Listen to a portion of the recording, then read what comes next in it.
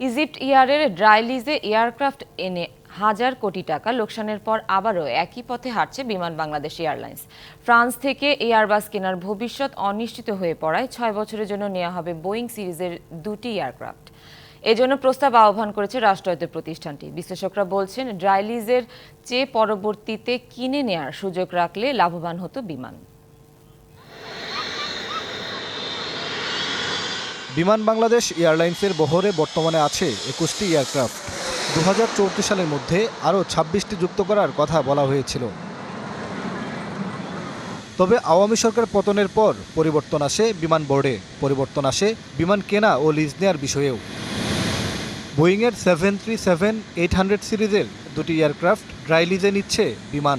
এরই মধ্যে বিভিন্ন এয়ারলাইন্সকে প্রস্তাব দিতে আহ্বান জানানো হয়েছে। 6 বছরের জন্য ড্রাই লিজে নেওয়া হবে উড়োজাহাজ 2টি, যার মধ্যে একটি ডেলিভারি করতে হবে 2025 সালের 1 ফেব্রুয়ারি, অন্যটি 1 এপ্রিলের মধ্যে। যমুনা স্মার্ট রেফ্রিজারেটর, স্মার্ট লাইফে স্মার্ট রেফ্রিজারেটর। শেখ হাসিনা সরকারের আমলে ফ্রান্সের এয়ারবাস থেকে উড়োজাহাজ কেনার কথা ছিল বিমানের, তবে সেটির ভবিষ্যতও অনিশ্চিত। বিশ্লেষকরা বলছেন, বিমানে বোয়িং ও এয়ারবাস 2 কোম্পানির এয়ারক্রাফটেই থাকা উচিত, তবে রাজনৈতিক উদ্দেশ্যে কেনাকাটা উচিত নয়। এটা একটা ব্যবসায়িক প্রতিষ্ঠান, বিমান তার মতো করে কিনতে হবে। পলিটিক্যাল সিদ্ধান্ত, কারণ পলিটিক্যাল সিদ্ধান্ত যখনই হয় সেখানে কমিশনে একটা ব্যাপক বিষয় থাকে এবং এখানে অনেকেই পয়সা কামায়।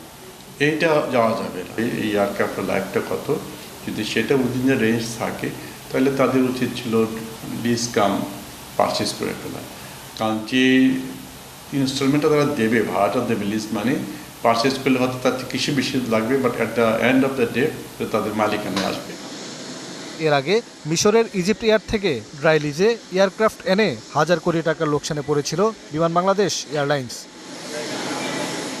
মোহন ইসলাম, ডিবিসি নিউজ, ঢাকা।